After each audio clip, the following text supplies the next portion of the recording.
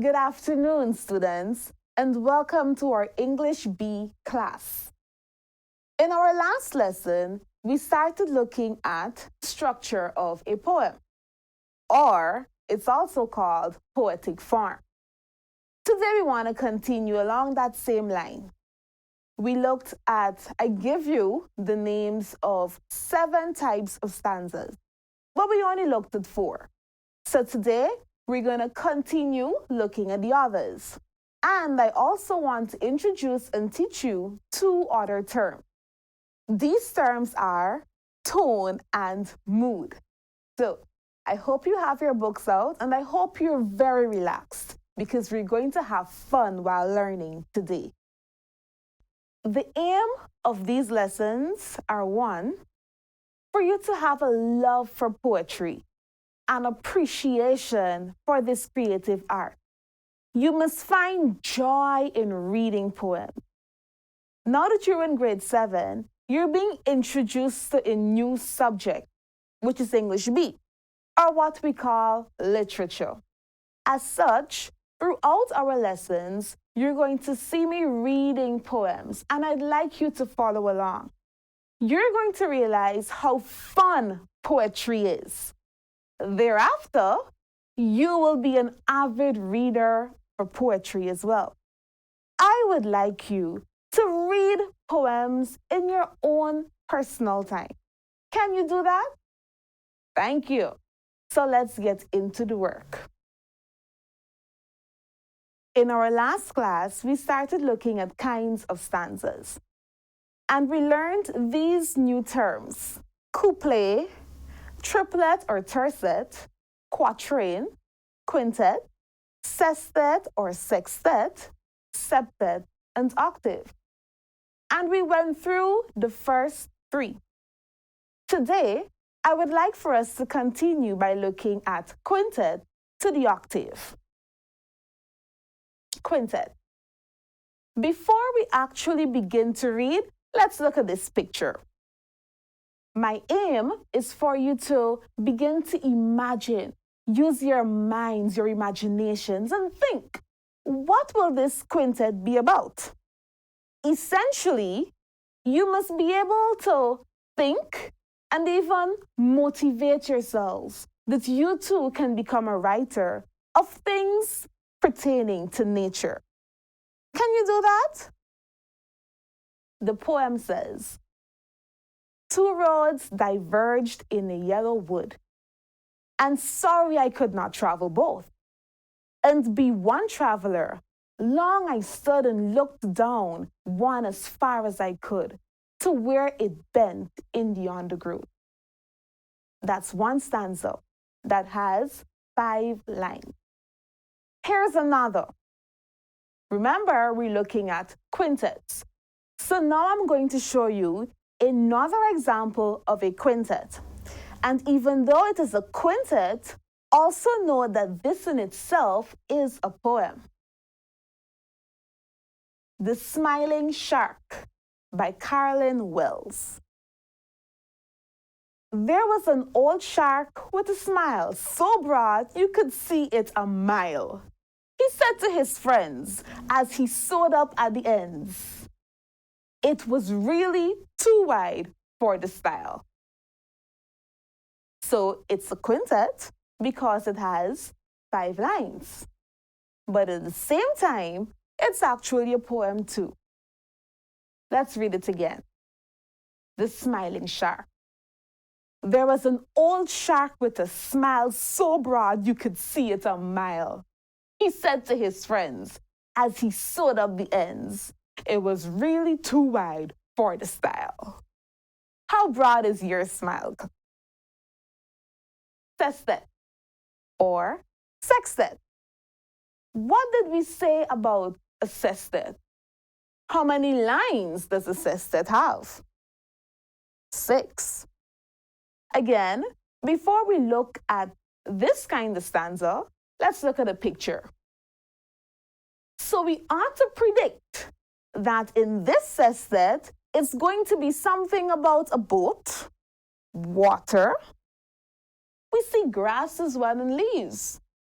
So then that says that essentially we can write poems about different things, different topics and experiences, different ideas. Don't you think? Yeah. The leaves in the water sit almost perfectly still. With each coarse ripple, they tremble and shake, inching closer to the shore and our gently rustling boat. Accepted. Invitation by Jack Prilowski. If you are a dreamer, come in. If you are a dreamer, a wisher, a liar, a hoper, a prayer, a magic bean buyer, if you are a pretender, come sit by my fire, for we have some flax golden tales to spin. Come in, come in. This one sounds a bit scary, doesn't it? Like a witch inviting you in. See, poetry can be about anything. And now we go on to the octave. This is the last kind of stanza that you're going to be learning for your level. As the picture suggests, we're going to be reading about puppies. Do you like puppies? I do. They're so cute and cuddly. You can wrap them up and sleep with them, and some people even kiss them. Do you kiss puppies? Let's see what the octave says. It's titled Our Puppies. Little ears as soft as silk, little teeth as white as milk, little noses cool and pink, little eyes that blink and blink, little bodies round and fat, little hearts that pittle-pat.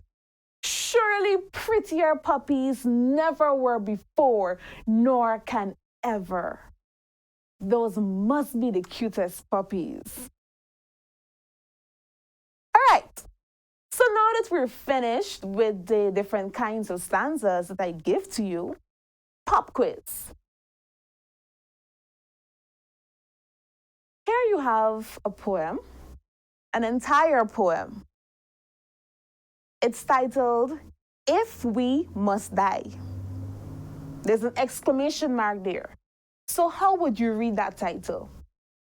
If We Must Die by Claude McKay. But for your pop quiz, we don't have to read it. What we want to examine is the structure.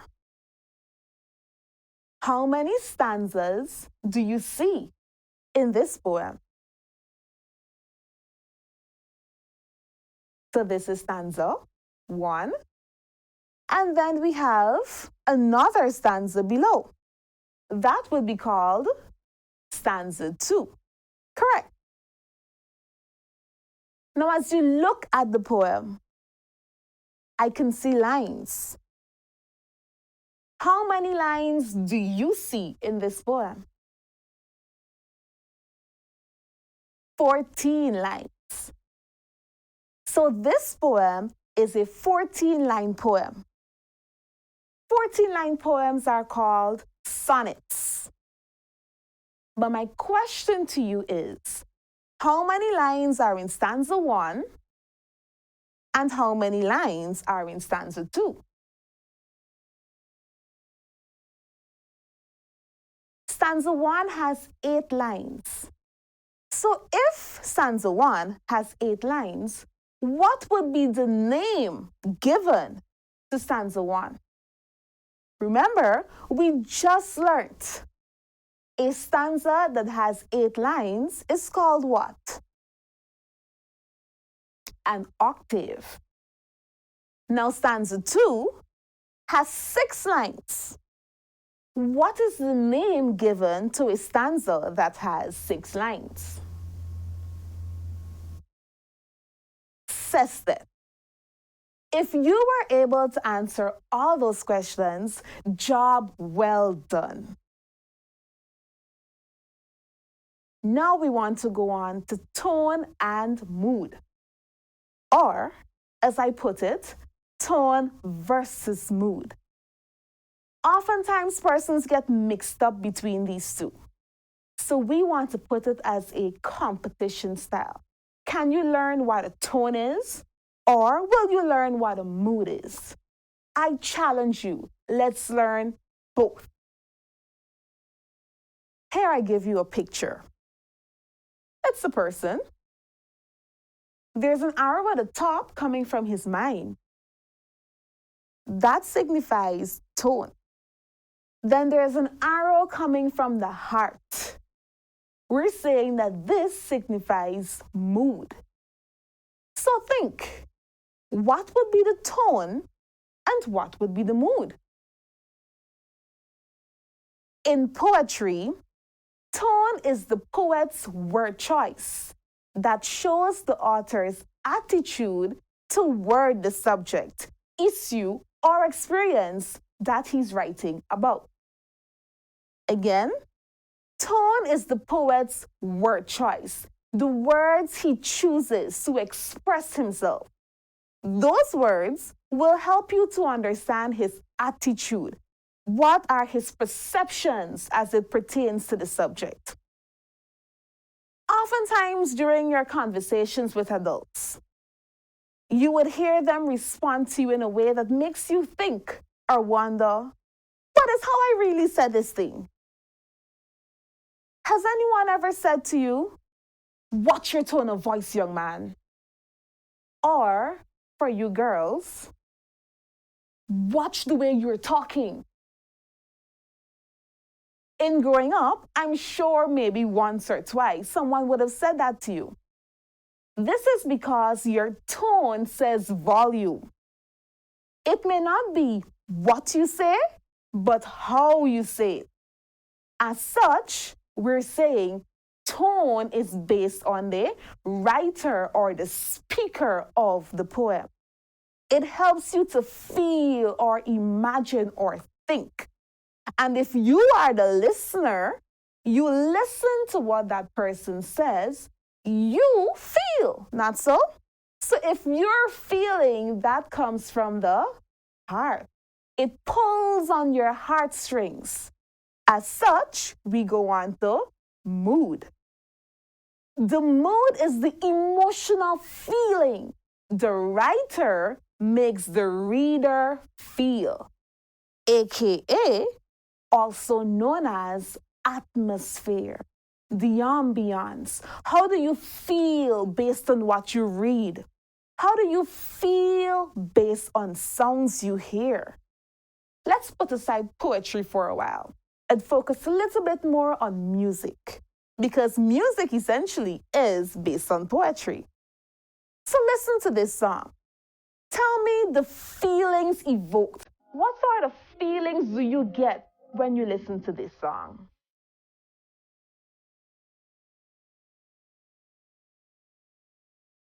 Yes.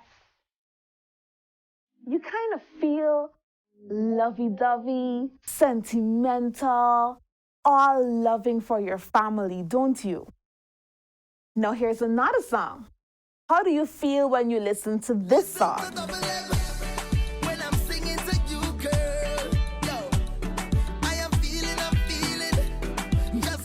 This one is more celebratory, like you want to jig and rejoice and you're happy.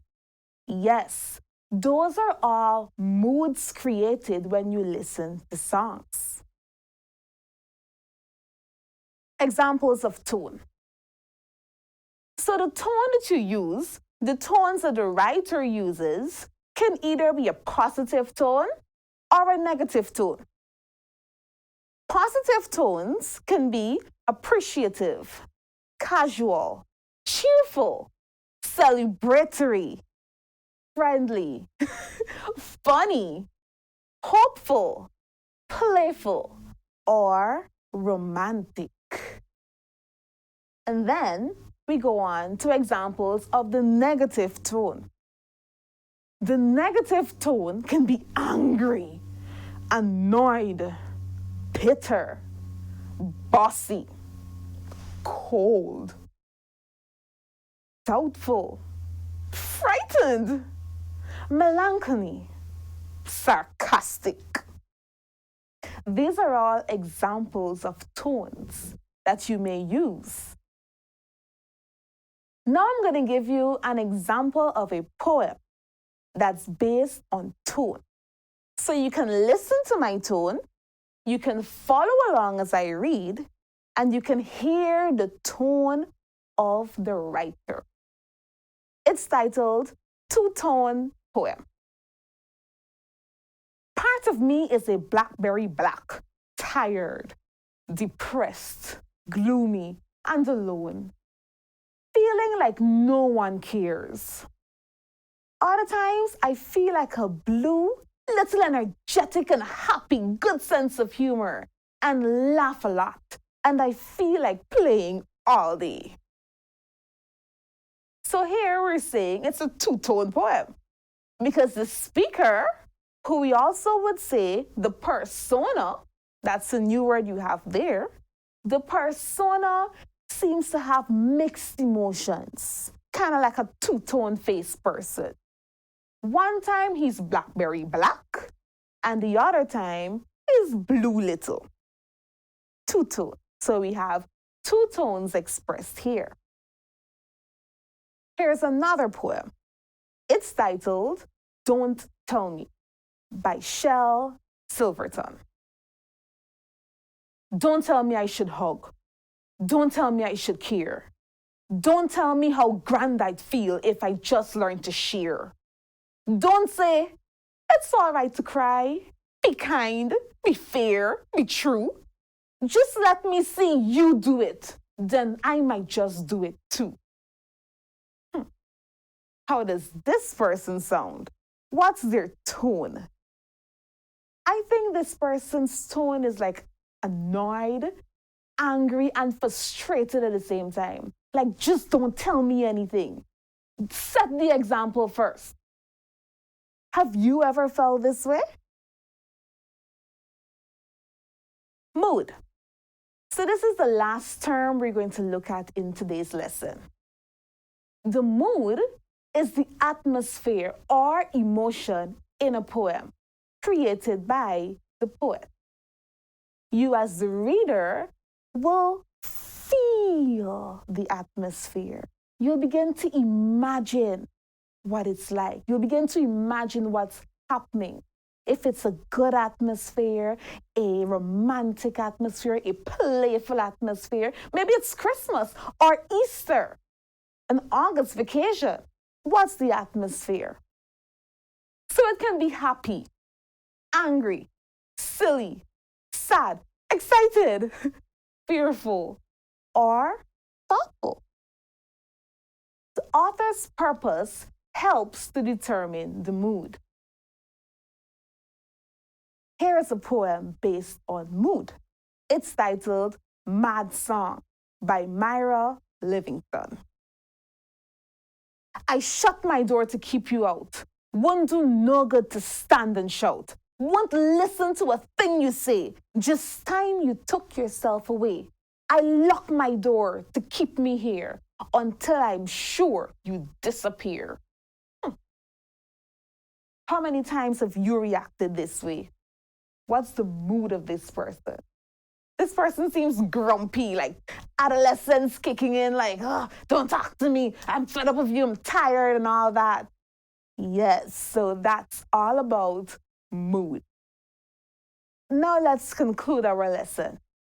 We have finished looking at structure or poetic form.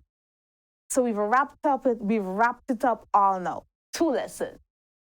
Essentially, we looked at stanza, mood, and tone.